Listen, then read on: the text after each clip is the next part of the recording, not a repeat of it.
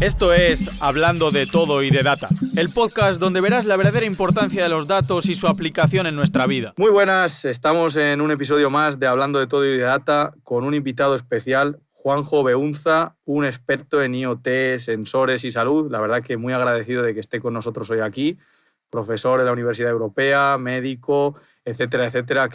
¿Quién mejor que él para contarnos un poco quién es? Y de verdad agradecerle muchísimo su tiempo por pasarse y enseñarnos sobre esta disciplina en un podcast. Lo primero, muchas gracias, Alfonso. Para mí es un honor y creo que el que voy a aprender soy yo. Ya veremos. Ojalá que te lleves algo también de aprendizaje, Juanjo, que para eso traemos a los invitados, para que haya un win-win aquí. Bueno, pues nada, Juanjo, cuando quieras, cuéntanos un poco quién eres, qué has hecho, porque has hecho muchísimas cosas, por lo que he podido ver. He estado viendo tu página web, tu LinkedIn, y la verdad que da gusto. Cuéntanos un resumen de tu voz. A ver, yo soy médico internista. Yo he trabajado de voluntario 5 años en Uganda y digamos que la práctica clínica la dejé hace ya como 10 años. Soy epidemiólogo, he trabajado con grandes bases de datos muchos años y desde hace 3 años pues me he centrado mucho en algoritmos de machine learning aplicados a salud. Hace 2 años montamos el grupo Machine Learning Salud de la Universidad Europea, que ahora le hemos cambiado el nombre a IA Salud, y hemos trabajado en probar. Somos implementadores, no somos desarrolladores de algoritmos, no hacemos investigación básica, lo que hacemos es implementar. Y hemos hecho unos cuantos algoritmos de clasificación de imagen para placa de tórax, para TAC, resonancia, para malaria, etcétera, etcétera. Y hemos hecho bastantes cosas de IoT, de creación de sensores, hemos creado una plataforma para completar todo el ciclo entero de la captación, transmisión, procesamiento, almacenamiento, visualización, modelos predictivos, etcétera. Y bueno, al final somos un grupo muy heterogéneo, muy multidisciplinar. La mitad son ingenieros, la otra mitad somos clínicos y todos somos bilingües. Y yo creo que la característica más potente del grupo es que somos bilingües, que entendemos la parte clínica real y entendemos la parte técnica. Y eso nos da pues un sabor o un aroma especial. Qué bueno. Juanjo, hay una cosa que no has comentado y que me llamó mucho la atención, y es que tienes un libro de conciliación y de gestión de conflictos que me pareció realmente interesante. No sé si quieres también contarnos o contar algo sobre eso, aunque no sea el motivo principal del podcast, pero bueno, que también creo que describe mucho a una persona este tipo de cosas. A ver, mi ejercicio profesional ahora mismo lleva 2 sombreros, o es un monstruo con 2 cabezas. Una cabeza es la educación interprofesional, que tiene que ver con todas las competencias de relaciones interpersonales en el trabajo en equipo. Todo lo que tiene que ver con la comunicación, con los modelos de autoridad, con el ejercicio de la autoridad, con la negociación, etcétera, etcétera, aplicado sobre todo al ámbito de la salud.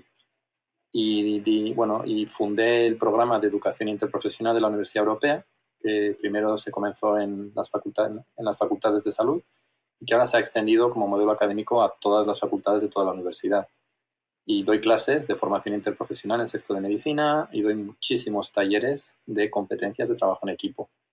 Mi segundo sombrero es la inteligencia artificial, que se integra mucho con la educación interprofesional, porque yo soy de los que opinan que la inteligencia artificial es mucho más que aplicar tecnología. Y para poder encontrar soluciones válidas para la práctica clínica hay que entender no solamente lo que es la medicina, sino las relaciones entre todas esas personas, entre el equipo, las vías de comunicación, las tomas de decisiones. Y creo que cuando está integrado es cuando se produce la magia, de que esa aplicación realmente resuelve un problema real y se usa de manera masiva, porque entiende el proceso, digamos, mental y profesional de los profesionales. Qué bueno, Juanjo. La verdad que vamos a profundizar más en eso que estás comentando. Y para romper un poquito el hielo, una cosa que me gusta preguntar siempre a todos los invitados, y es, ¿qué habilidades consideras importante para ser el Juanjo que eres actualmente? ¿Y qué habilidades te gustaría mejorar, ¿no? Un poco la cara y la cruz. O sea, ¿qué crees que es relevante para ser lo que actualmente eres y qué te gustaría mejorar para seguir en el camino en el que vas? Porque has contado un montón de cosas, la verdad que súper interesantes, pero me gusta siempre hacer esta pregunta para iniciar un poco, para romper el hielo y que te conozcan un poco la gente que te está escuchando. A ver, yo creo que Juanjo es Juanjo en parte porque he tenido una muy profunda experiencia médica, como médico, porque en África, para bien o para mal, no hay especialistas, con lo cual he tenido que hacer todo, desde atender un infarto de miocardio, un infarto cerebral, hacer una cesárea, amputar una pierna por una explosión por una mina. Y cuando has tocado muchos palos muy distintos, eso me da una visión muy amplia de la asistencia clínica. No me cierro a una sola especialidad, sino que he toquiteado muchas de ellas. Y cuando un cirujano está en urgencias dudando de si entrar en un abdomen agudo por una posible apendicitis, la herramienta de inteligencia artificial, yo puedo entender lo que tiene en mente ese cirujano, el miedo que le puede dar entrar y encontrarse con algo inesperado, y de alguna manera, digamos que esa experiencia profesional como médico tan abierta es un valor para mí. Cosas que me gustaría mejorar, sin ninguna duda, mi conocimiento técnico. Es decir, yo he hecho todo el proceso de Data Engineer de Google, de la nube de Google, me manejo bien con Arduino, me manejo bien con el SP32, o sea, me manejo bien con muchas cosas, pero muy lejos de los profesionales específicamente formados en eso. Y me da envidia verles la soltura que tienen, pero lógicamente sé que uno no puede hacerlo bien todo.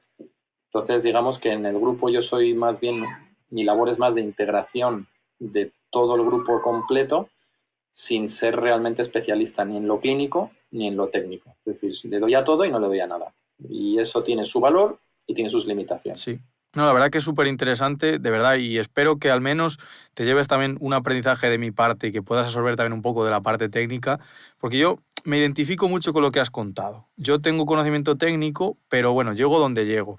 Pero sí que una cosa que me gusta de la ciencia de datos, y por eso es el motivo principal de este podcast, es poder hacer ver a la gente que está más cerca de lo que creemos. Y ese trabajo ya lo has hecho tú en medicina. Y has dicho, hey, he cogido la parte de toda esa experiencia de estar en el día a día, incluso lo que estabas comentando en África, con tanta diversidad que seguro que te has encontrado una cantidad de cosas increíbles, y ahora la parte técnica. Y bueno, aún así, evidentemente no se puede ser un experto en todo lo que se toca, pero has cogido conocimiento suficiente para poder integrar las dos vertientes y aportar ese valor, cosa que me parece, la verdad, inmejorable. Yo creo que los equipos que realmente van a romper el hielo en lo que es la digitalización van a ser equipos híbridos, sí o sí. Creo que no hay otra opción. Yo creo que hay un abismo muy grande entre el desarrollo tecnológico. Tenemos muchísimos ingenieros informáticos, ingenieros de telecomunicaciones, electrónicos, biomédicos, que saben muchísimo de algoritmos, pero que a veces no se hacen cargo de las dificultades de la realidad de los clínicos. Y tenemos clínicos que saben muchísimo de diagnóstico de cáncer, del tratamiento, del seguimiento, pero que no tienen ni idea de qué puede hacer la inteligencia artificial por ellos y mucho menos de las limitaciones que tiene, que son muchas. Total.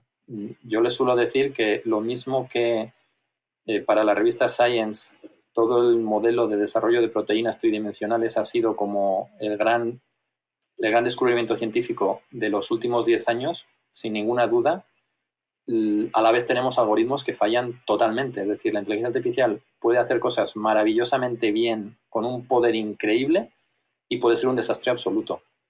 Y son herramientas que yo digo no son buenas ni malas, depende cómo las apliques. Totalmente. Fíjate, estamos totalmente de acuerdo. Esto es igual que muchas veces debato con otros amigos míos sobre el marketing, que ahora mismo pues puedes tener una opinión diferente, pero el marketing al final es una palanca que te puede ayudar a que tu producto se conozca más.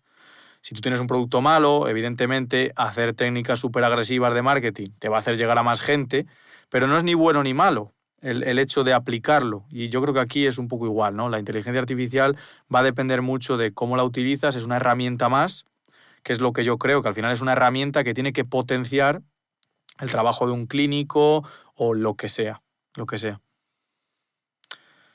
Vale, pues Juanjo, vamos a entrar ya en materia un poco en el tema y me gustaría, con tu experiencia, todo lo que has vivido, hablar un poco del timeline de cómo se aplica esta inteligencia artificial en la medicina, ¿no? De cómo ha estado en el pasado, cómo está ahora y cómo lo ves de cara al futuro, ¿no? Yo, uno de los ejemplos que tengo reciente es que una compañera es diabética y hace no mucho, o sea, tampoco hace tanto, que tenían que llevar sus inyecciones, vamos a llamarlo, o sus viales, para pincharse la insulina. Y ahora ya tienen un aparatito que monitoriza este tipo de cosas y va segregando en función de la necesidad, ¿no?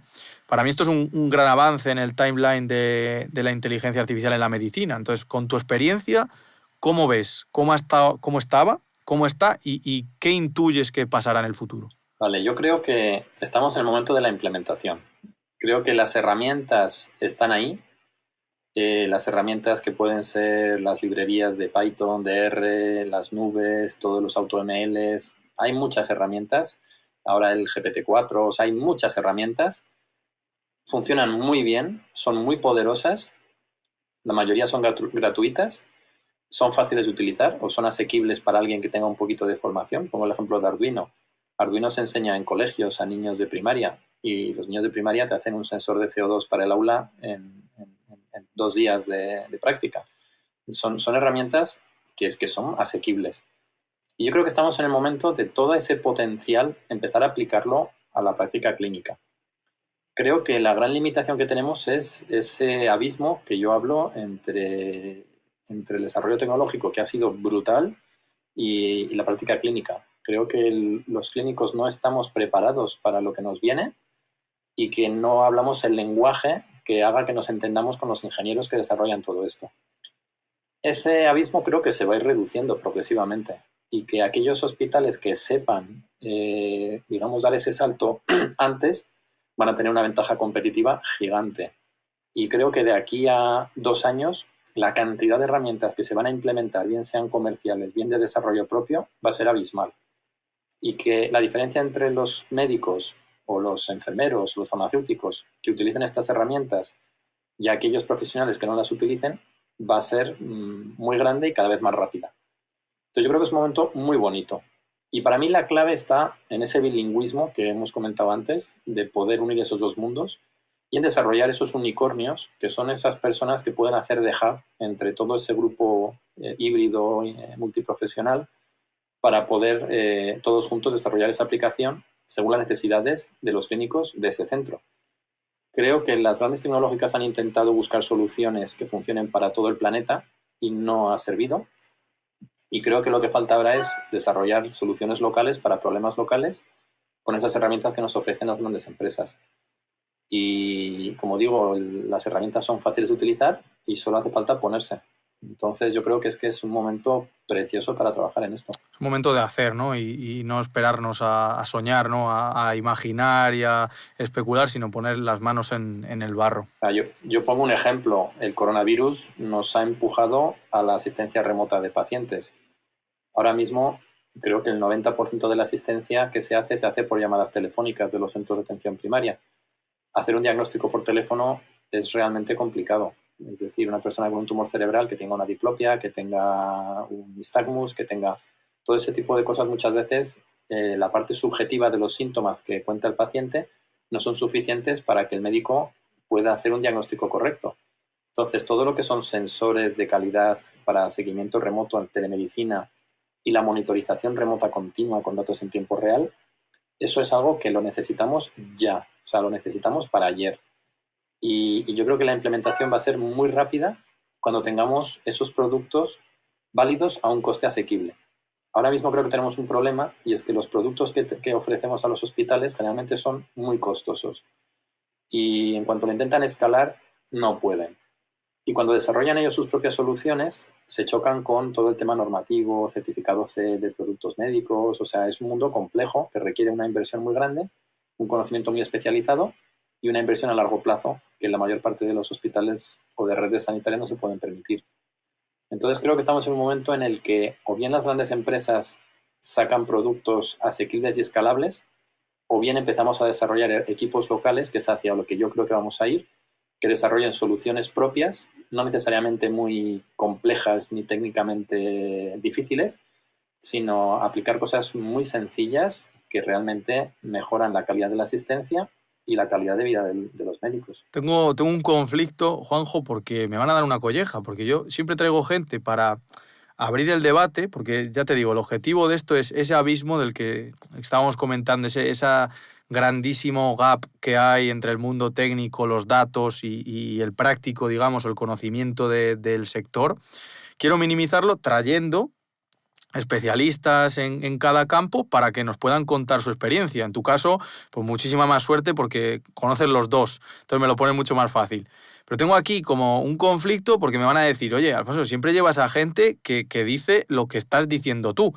Y de verdad que no es preparado, porque yo también estoy totalmente en contra, no totalmente en contra, pero creo que es complicado crear una herramienta generalista que tú puedas aplicar y eso funcione para todos los casos. O sea, creo que vamos más a una personalización y a ese grupito de desarrollo in-house, digamos, que tiene cada uno para hacer algo simple, como tú estás diciendo, pero muy personalizado al caso concreto.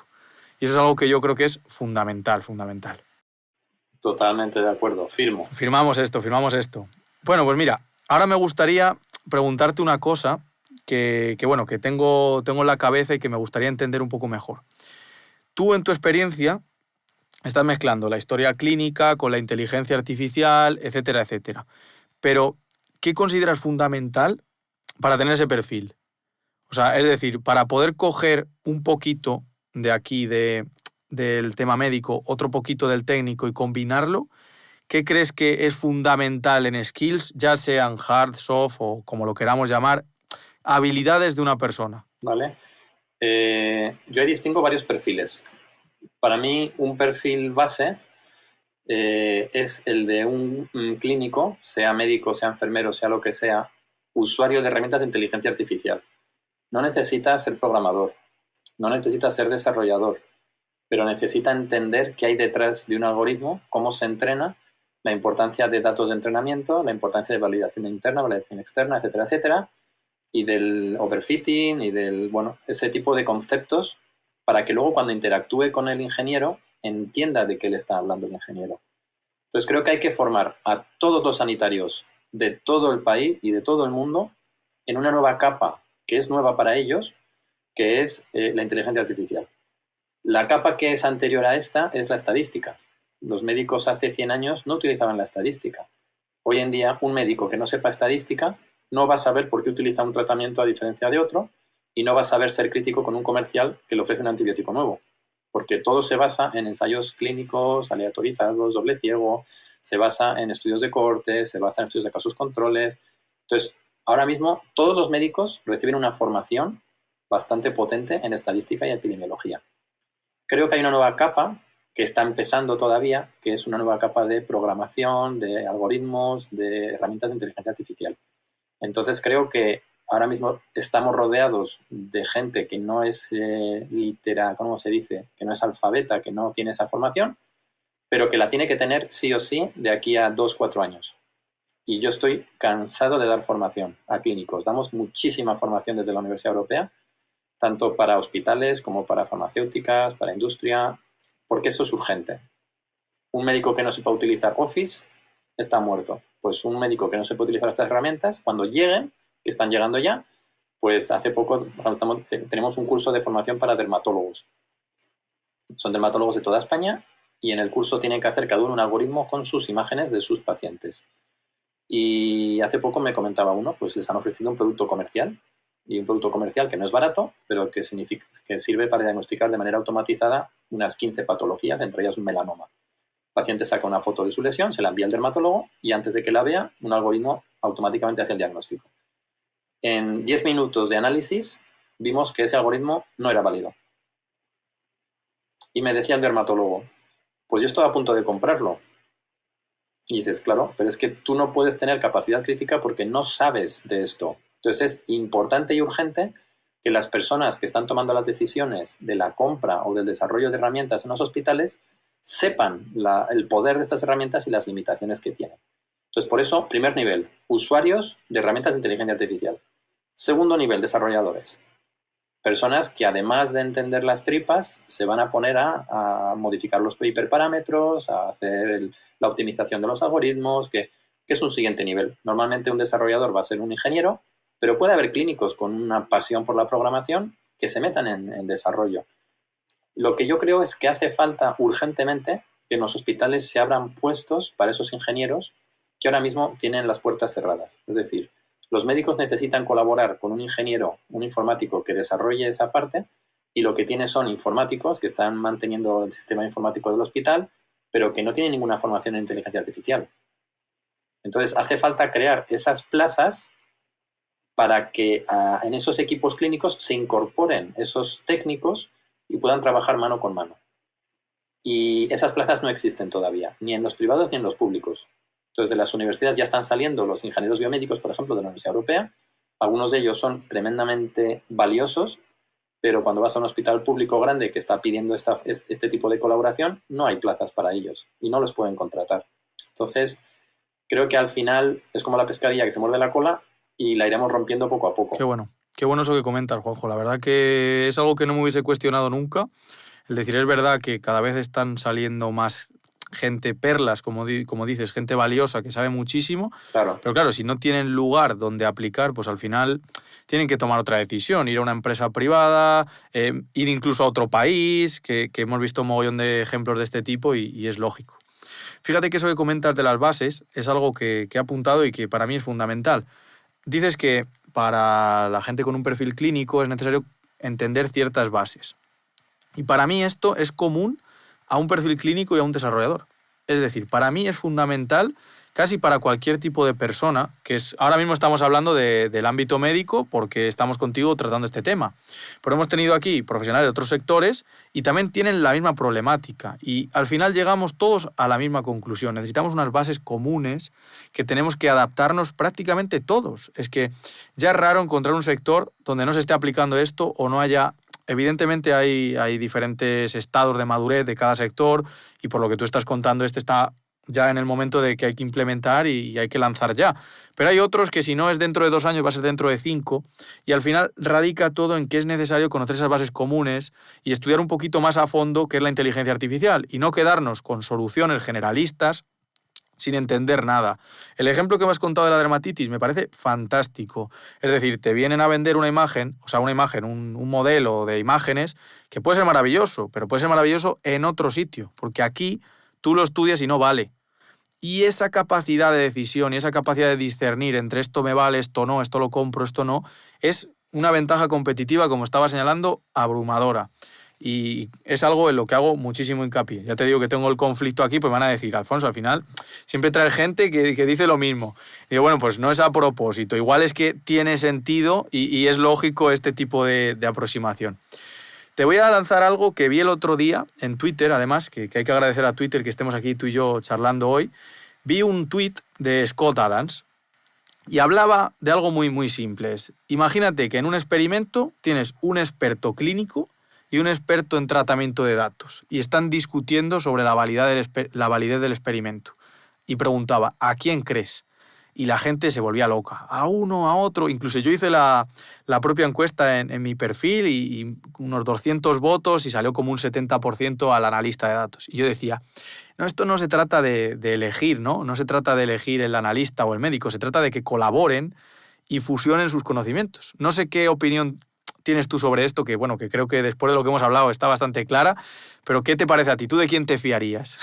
De ninguno, porque creo que cualquier validez de estas herramientas tiene 2 componentes, la técnica interna de su propio funcionamiento y la clínica externa del uso en pacientes reales. Y creo que el médico probablemente no tiene una capacidad de poder valorar bien esa parte interna y creo que el técnico no tiene capacidad de valorar esa parte clínica externa. Por eso creo que yo no me fiaría de ninguno individualmente, me fiaría de una solución, como dices tú, que hayan puesto los dos. Y para que pongan una solución los dos, tienen que entenderse. Totalmente. Al final se trata de hablar el mismo idioma, conocer las mismas bases, Eso es. interaccionar y al final yo soy muy partidario de la transversalidad. De hecho, yo soy un curioso patológico, lo podría llamar. O sea, a mí me interesan... O sea, este podcast es un poco egoísta, porque a mí me permite hablar con una persona especialista en diseño gráfico y flipar con lo que nos cuenta, y contigo hoy, y flipar con cómo se aplica a nivel clínico este tipo de cosas. Te voy a mezclar un poquito esto del IoT, porque he tenido hace poco un invitado que para mí es un referente en tema hábitos, nutrición y salud, y te lo voy a mezclar un poco con algo que has comentado del IoT, de la monitorización y el diagnóstico al final un poco a ciegas, ¿no? Porque es como online ese diagnóstico. Estabas hablando de los sensores, de lo importante de tener marcadores. Este chico se llama Alberto Álvarez, de Macro Wizard, y habla mucho de los hábitos y de lo importante que es mantener unos hábitos tanto de salud como de ejercicio, como incluso de relajación mental para mejorar tu salud. ¿Tú crees que caminamos hacia un mundo en el que podamos tener sensores que nos ayuden en el diagnóstico clínico y que no tengan solo en cuenta si tú tienes una patología concreta sobre una enfermedad, sino que también tengan en cuenta si te alimentas bien, si haces ejercicio, si te expones a la luz, si duermes bien? ¿Qué te parece a ti? Me gustaría que caminemos en esa dirección. No tengo garantías de que vayamos a hacerlo. Y creo que ahí tenemos dos pesos en la balanza que no son contradictorios, pero que no siempre van unidos. Por un lado está el gran valor que tienen los datos para la publicidad personalizada, que es lo que creo que está moviendo este mundo ahora mismo, y por otro lado está el desarrollo de la salud de las personas. Entonces, yo creo que ahora mismo lo que está moviendo esta industria no es la salud de las personas necesariamente, pero puede serlo en cualquier momento. Quiero decir que es una cuestión nuestra, es una decisión nuestra, sobre todo de los usuarios de manera masiva, a gran escala. A mí me da pena que muchas de estas herramientas bien aplicadas se podrían aplicar a medicina y transformar la práctica de la medicina, y no se está haciendo muchas veces. ¿No? Pongo un ejemplo, el aprendizaje federado. Me parece que eso es un campo absolutamente brutal, pero es que ese campo se choca igual con los intereses de la publicidad personalizada. Y por eso creo que no se está desarrollando a la velocidad que cabría esperar, porque al final son muchos intereses económicos los que hacen que haya una inversión brutal y salvaje. Gracias a esas inversiones brutales y salvajes se han hecho unos desarrollos increíbles. Entonces, por un lado entiendo que no sea fácil hacer grandes inversiones para cosas que no van a dar un beneficio gigante, lo entiendo, pero me da pena porque veo el potencial de estas herramientas para el beneficio de las personas y creo que va a ser un desarrollo más lento, más a pequeña escala, y creo que depende de nosotros hacerlo. No hay que esperar a que nadie venga a hacerlo desde fuera. Creo que depende de ti, de mí, de los gerentes de los hospitales, crear esos equipos multiprofesionales y ponerse a trabajar. Y empezar a hacer una solución. Muchas veces pensamos que tiene que ser algo súper loco, pero yo invito a la gente que está escuchando esto también a que se lo cuestione. O sea, hace unos años las librerías de inteligencia artificial no estaban tan desarrolladas. ¿Y cómo se han desarrollado? Con comunidad. Es decir, lo que ahora mismo te parece una gilipollez, entre comillas, de venga, voy a hacer un proyecto que intente utilizar este sensor y monitorice y prediga esto para mezclarlo con no sé qué valor de nutrición. Eso tú lo subes, lo publicas, alguien lo ve, lo puede mejorar y al final eso hace una bola. No hace falta esperar a que venga Amazon o Google a pensar en nuestra salud, que ya hablaremos de sensores y de blockchain, que tengo alguna preguntilla también interesante sobre eso. Pero realmente es lo que tú estás diciendo, es algo que está en nuestra mano y que si ahora mismo tú y yo empezamos un proyecto, lo publicamos en GitHub, otra gente lo mejora, lo coge, lo utiliza y potenciamos ese aprendizaje común, ese comunitario, creo que es fundamental. Y precisamente eso es una de mis razones para lanzarme a hacer un podcast e intentar a mezclar sectores y, oye, que la gente tenga disponible ese conocimiento. Súper interesante, la verdad, Juanjo, todo esto que nos estás contando. Ahora me gustaría meterme más un poquito en profundidad en algo que me interesa mucho, ¿no? Y es como, oye, ¿qué aplicaciones del Machine Learning y de la IA o de la inteligencia artificial, aunque a veces se igualan, no son lo mismo, pero qué aplicaciones hay en la clínica, en la práctica clínica, con esto del tiempo real, con el diagnóstico? ¿Qué aplicaciones conoces que se estén utilizando? Porque yo desde fuera puedo decir, es que es muy bonito hablar de, no, mira, predicción de enfermedades, es el topic genérico de, no, predice si una enfermedad está o no, pero a nivel real, ¿qué se está usando? Vale, yo diría que se están utilizando pocas cosas a gran escala, pero que hay muchas iniciativas pequeñas de éxito. Te voy a poner un ejemplo. Se ha desarrollado en España, no sé si lo conoces, un audífono, un aparatito, no es un audífono, perdón, es un dispositivo que va en el conducto auditivo externo, que detecta con un sensor las ondas cerebrales y que puede detectar el comienzo de una crisis epiléptica tónico-clónica, que es una crisis epiléptica que va a producir una convulsión, porque me entiendas, y puede detectar esas ondas 2 minutos antes de que la persona convulsione. Hay personas, por ejemplo, niños, que tienen crisis epilépticas tónico-clónicas que son resistentes a los fármacos y que igual tienen crisis todas las semanas. Es un perfil que existe, que se ve. Y son personas que pueden tener una convulsión andando en bici, en una piscina, en la calle, asomándose a la ventana de un sexto piso, y son personas que tienen riesgo muy serio de hacerse daño porque está fuera de su control.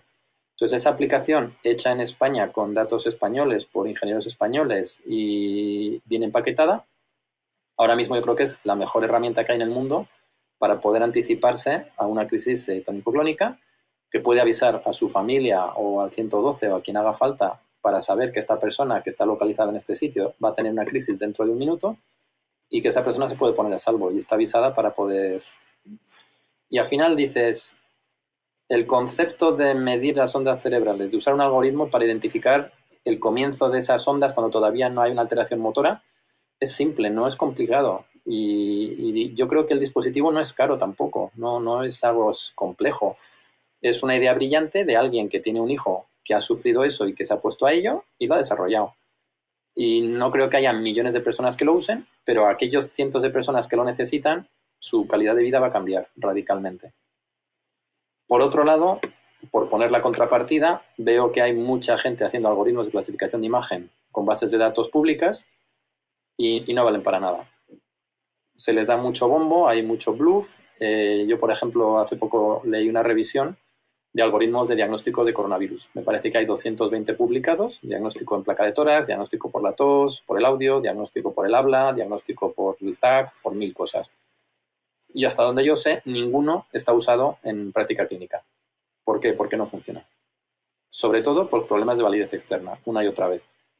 Por ejemplo, los dermatólogos les llegan muchísimos productos comerciales y cuando hicimos un análisis de cuántas patentes han sido desarrolladas en Estados Unidos por la FDA o en Europa de dermatología, hay muy poquitas. En Europa creo que hay 2, en Estados Unidos ninguna. Porque fallan. Porque fallan. Entonces, creo que estamos en un momento en el que hay mucha confusión. Mucha confusión. Llegan muchísimas cosas a oídos de los clínicos y muchos de ellos se meten dinero, compran productos, compran servicios y lo que ven es que no funcionan. Y entonces la idea que sacan es la inteligencia artificial es una basura porque yo me he gastado 350.000 euros en un producto que no ha mejorado ni la calidad de vida de los pacientes ni la eficiencia del servicio. No he ahorrado dinero. Y de hecho, ese dinero yo creo que es una trampa. Porque es un dinero que se ha utilizado para entrenar esos algoritmos.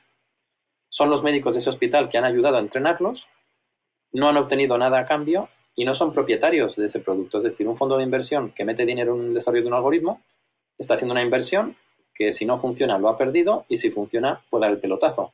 Pero un hospital que se gasta 300.000 euros en entrenar un algoritmo se supone que está comprando un servicio cuando en realidad lo que está haciendo es dar un servicio, que es ayudar a entrenar un algoritmo que no se sabe si va a funcionar o no. Entonces creo que hay que distinguir muy claramente los productos que son productos que ofrecen un servicio, bien de calidad de atención sanitaria, bien de reducción de costes, de los productos que están en desarrollo, que son productos que quizás funcionen o quizás no funcionen. Y estamos engañando a la gente. Yo pongo el ejemplo del trilero, ¿no? Que a veces los que venden estos productos son trileros y te mueven las bolas y tú dices, pues debe estar aquí la bola. Pues no, te está engañando porque tú no sabes cómo funciona el trilero. Entonces, parte de mi misión como formador es enseñar el truco del trilero a todos los clínicos de España.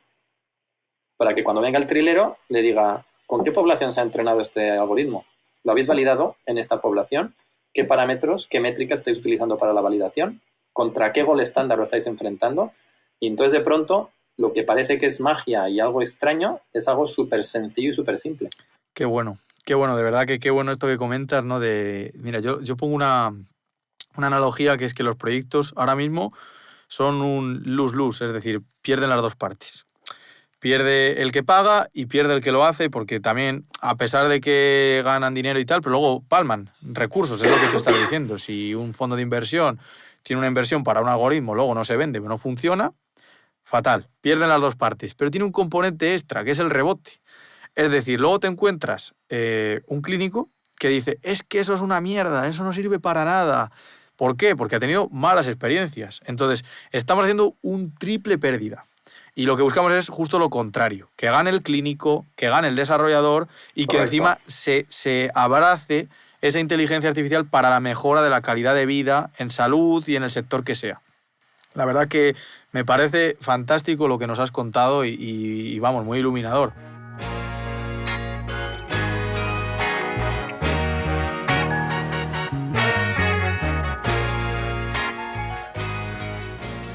En estos productos yo distingo de lo que es aplicar tecnología de lo que es resolver problemas. Y cuando alguien viene a mí, y todas las semanas viene alguien a nuestro grupo de la Universidad Europea para proponernos proyectos o cosas, y es clásico el hospital que viene y dice, Juanjo, quiero que nos ayudes a aplicar inteligencia artificial al hospital.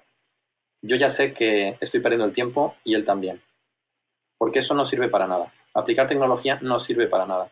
Yo necesito que me venga con un problema y me digan, esto que me ayudes a resolver este problema. Exactamente. Y que me dé libertad para elegir las herramientas que yo quiera, porque en un 70% de los casos no requieres una red neuronal profunda ni una red convolucional, lo que requiere es una regresión o requiere una detección de patrones. Y algo estadístico incluso. Y algo estadístico. No necesitas meterte en cosas Total. fancy, de moda. Pero no vende igual. Y por eso, cuando alguien me viene, digo, a ver, si tú vienes con un problema, yo te intento ayudar, pero no vengas a aplicar tecnología, porque me vas a hacer perder el tiempo. No vamos a llegar a ningún sitio. Es que ahora hay una necesidad de...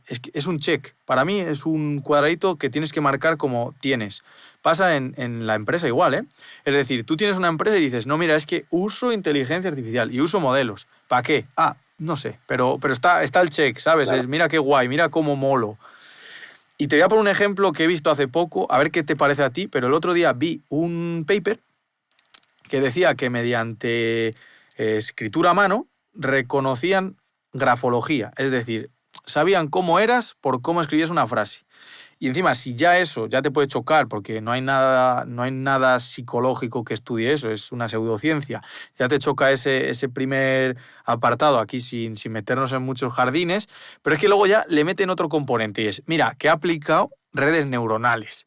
Como decir, fíjate qué autoridad que además de hacer una cosa que vete tú a saber, le meto otro nivel de complejidad, lo hago con redes neuronales y tengo una mierda al cuadrado. Es totalmente increíble este tipo de cosas. Me parece fantástico ver cómo hay gente que dice, bueno, ya tengo algo que lo tengo que coger con pinzas, le voy a meter redes neuronales que seguro que esto mejora. No sé de verdad qué tiene esa gente en la cabeza de cara a resolver un problema. Pero bueno. Y el siguiente paso es decir que en vez de hacerlo en un hospital, lo voy a hacer en 50. Claro, ya, con lo cual ya, como tú dices, la mierda ya no es al cubo, sino que es la enésima potencia. Exponencial. Pero qué bueno, Juanjo, que esto nos lleva a una cosa que hemos comentado antes y es a fomentar este in-house de desarrolladores. Yo casi que lo veo necesario. O sea, algo que has dicho al principio que era súper importante y que creo que es así. O sea, hay veces que es mejor contratar un talento interno en el hospital, presentarle problemas y dejarle a esa persona que resuelva los problemas por lo que tú has dicho, con la herramienta que quiera, pero tenerle y alimentarle y cuidarle. Por supuesto, tener esa plaza, permitir a la gente entrar de una manera correcta a esto. Qué bueno.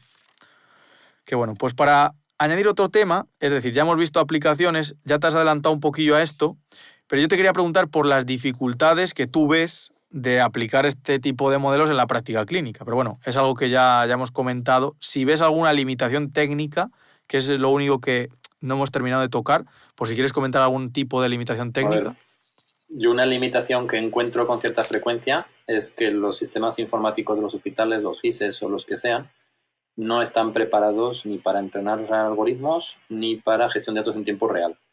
Y entonces dices, bueno, pues yo imagínate que trabajo con el electrocardiograma de manera remota y necesito 60 señales por segundo y resulta que la Wi-Fi no soporta esa velocidad de transmisión y luego el servidor tampoco lo soporta. Y entonces, al final, creo que tiene que haber o bien una estructura paralela que dé respuesta a estas necesidades o bien una transformación de los sistemas informáticos para dar cabida a todo lo que nos está viniendo. Creo que los que trabajamos en esto hemos venido demasiado pronto, estamos realizando la transformación del sistema, estamos comenzando la transformación y tenemos muchas dificultades. Para mí eso son oportunidades también. Es decir, porque es difícil, pues lógicamente no todo el mundo lo hace y de manera inmediata. Pero bueno, que no es imposible. A veces yo lo digo, montar un servidor en la UCI puede ser muy barato. Es un ordenador, no requieres más. Y si montas una red Wi-Fi local o montas una 5G, pues no tiene por qué ser caro. Y al final es que las personas que están resolviendo ese problema encuentren una solución que sea fiable, que sea sólida, robusta y que dé respuesta a las necesidades. Y lo que creo es que hay tantas herramientas posibles para hacerlo que no hay límite a las posibilidades. Pero yo sí que he encontrado esa limitación de cuando queremos integrar estas soluciones en los sistemas locales, técnicamente hay muchísimos problemas, muchísimos. Sí, más del sistema. Y los informáticos de los hospitales generalmente nos tienen pánico, porque, claro, metemos mano en sistemas que son muy, muy sensibles y como nos carguemos cualquier cosa, lógicamente, ellos son los guardianes de que todo funcione. Entonces, generalmente el informático responsable de los sistemas hospitalarios no quiere saber nada de hacer experimentos. Claro. Dice, esto está funcionando, no lo toques, no vaya a ser... Claro, no me vengas tú aquí a hacer cosas, luego me saturas una red de un lado, el radiólogo deja de ver las imágenes del TAC y a mí me cortan el cuello. Entonces, creo que mi experiencia es que es mejor empezar con sistemas paralelos antes de lanzarte a tocar nada de la estructura ya operativa. Además, que es lo que has dicho, que oye, que hay veces que es más barato de lo que creemos, que es que, por poner un ejemplo, ya que tú has estado hablando del Arduino, de los sensores, una Raspberry Pi te puede costar 80 euros, ¿sabes? Y puedes montar la 3 o la que sea, pero te puede costar 80 euros, 60, 30 euros y tienes un servidor con una red local que, bueno, que no va a ser una máquina de Amazon para entrenar la última red neuronal, pero vaya, que te vale para empezar y para empezar a cacharrear con este tipo de cosas. Y una SP32 vale €1, si es que al final... Claro, es lo que te estás diciendo, es que recursos hay montones, montones. Qué bueno. Pues mira, tengo, Juanjo, para ti un par de preguntas más antes de terminar que me han hecho y que me han dicho que si puedo compartírtelas. Y una es muy técnica, la verdad, que me ha tocado estudiar sobre el protocolo y todo, que es, ¿qué opinas del protocolo MQTT? Que, por lo que he entendido, es un protocolo de envío de mensajes entre sensores que lo que hace, en lugar de enviar el mensaje, trabaja por topics. Entonces tú te suscribes a un topic y si te suscribes te llegan todos los mensajes de ese topic. Lo que se ha visto es que es muy eficiente y por lo que me ha comentado este chico, que gracias, Sergio, por esa explicación, porque si no hubiese echado un montón de horas ahí mirando a ver de qué iba el protocolo. Y ha dicho que hay ciertos problemas y que la gente se queja de la seguridad y otros dicen que es muy bueno. Y quería saber qué opinas tú de este tipo de protocolos, en tu caso, en salud. Vale. Voy a decirte que soy un ignorante del tema. Lo estamos utilizando nosotros en nuestra plataforma en la nube de Google y lo utilizamos para toda lo que es la gestión del dato dentro de la nube, para recibir el dato y para dividirlo entre la base de datos en streaming, que es me parece que era, no me acuerdo el nombre ahora, y la base de datos históricos, que es el BigQuery. No te sé decir si es mejor o peor que otras. La nube de Google nos da problemas de privacidad, lógicamente. Por eso utilizamos datos no sensibles y los utilizamos pseudonimizados. Yo no pasaría toda la historia clínica por ese protocolo ni por esa nube a través de lo que me has comentado. Pero bueno, datos así aislados que no sean especialmente relevantes ni sensibles, por nuestra parte, pensamos que no hay problema. Y mientras cumpla la normativa, que la cumple, pues nosotros lo estamos utilizando. Claro, es lo que te iba a decir. También decimos a los hospitales que al final uno tiene que decidir qué quiere, privacidad o bajo coste, porque todo es difícil. Entonces, si tú quieres un sistema absolutamente totalmente privado, lo montamos, pero te va a costar. Vas a levantar tus propios servidores, vas a levantar tu propia red y se puede hacer, pero te va a ser más caro que utilizar una nube de estas que ofrecen, que funcionan de cine, que son una maravilla, que dan cobertura en todo el planeta, pero claro, la privacidad pues siempre está ahí. Entonces son empresas que viven del dato y que muchas veces no está claro lo que hacen y no hacen con esos datos. Entonces tú decides lo que quieres. Y yo creo que al final el que tiene que decidir es el usuario, que es el paciente. Algunos algoritmos los tenemos en el dispositivo final, en la Raspberry Pi o en el SP32 y es embedded, con lo cual ningún dato pasa a la nube ni a ningún servidor. Pero claro, ese paciente no tiene datos históricos. Si luego tiene una complicación pasados los años y su médico quiere comprobar qué variables tenían los sensores 10 años antes, o 5 años antes, o 3 años antes, no los tiene. Y creo que esa decisión tiene que ser del usuario. De dónde están mis datos, de quién tiene acceso a ellos, de para qué se usan. Y si tú en un hospital que tiene una red privada maravillosa, una nube privada, me das un servicio increíblemente maravilloso, probablemente yo te dé mis datos para que tú entrenes tus algoritmos y hagas lo que tengas que hacer, porque te estoy dando mis datos a cambio de algo.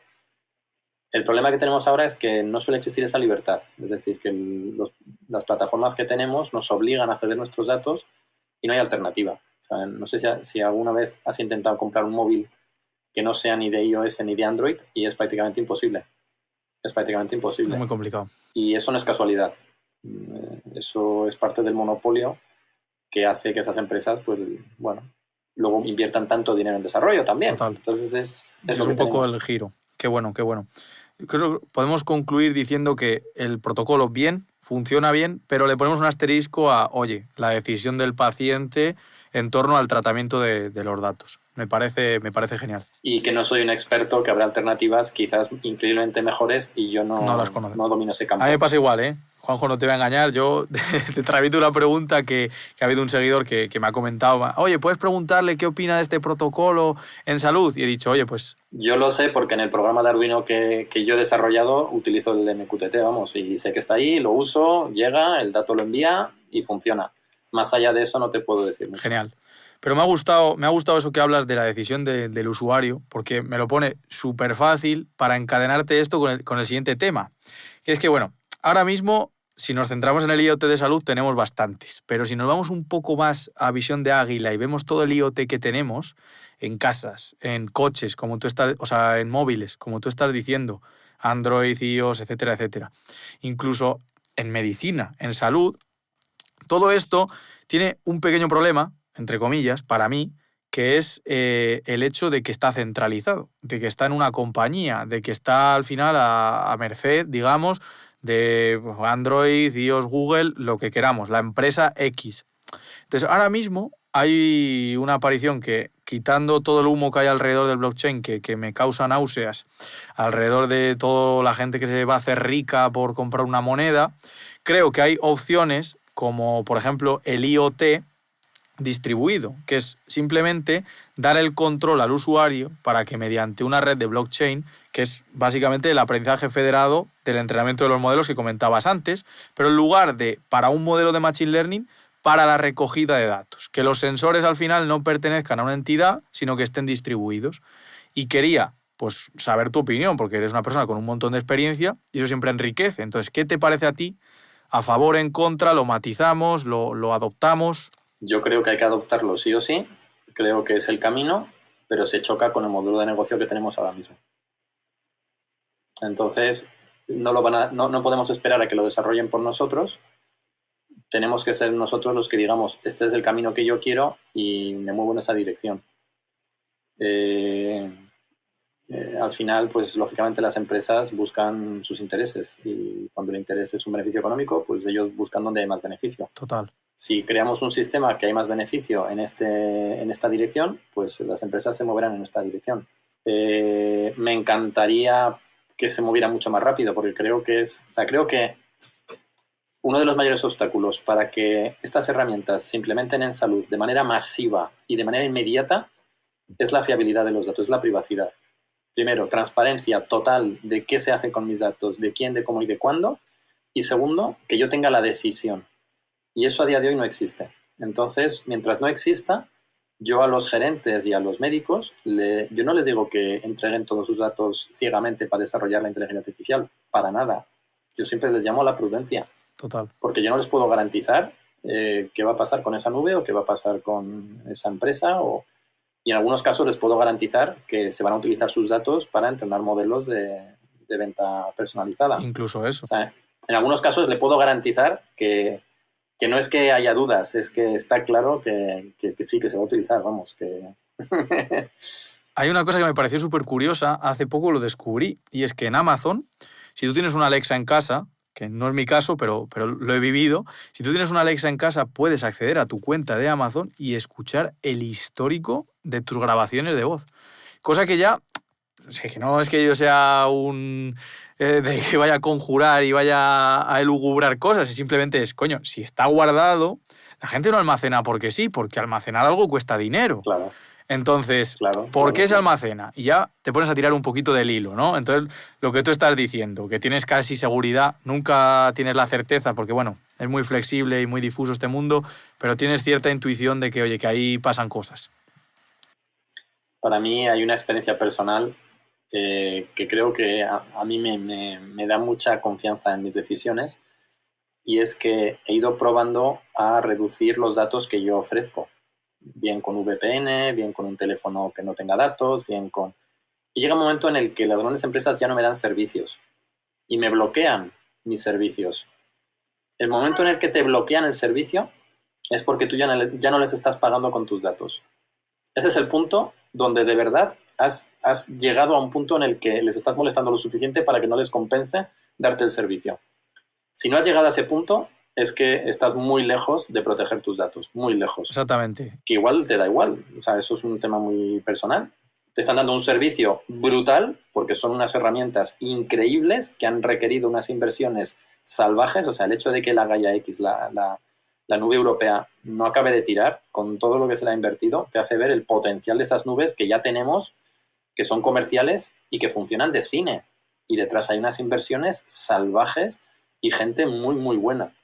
Entonces, yo lo que he visto, cuando ya me han cortado el Twitter, cuando ya me han cortado, y me lo cortan, y entonces te das cuenta que es que ya has llegado a un punto en el que, o sea, si no te pueden localizar, por ejemplo, muchos de esos servicios automáticamente se paran.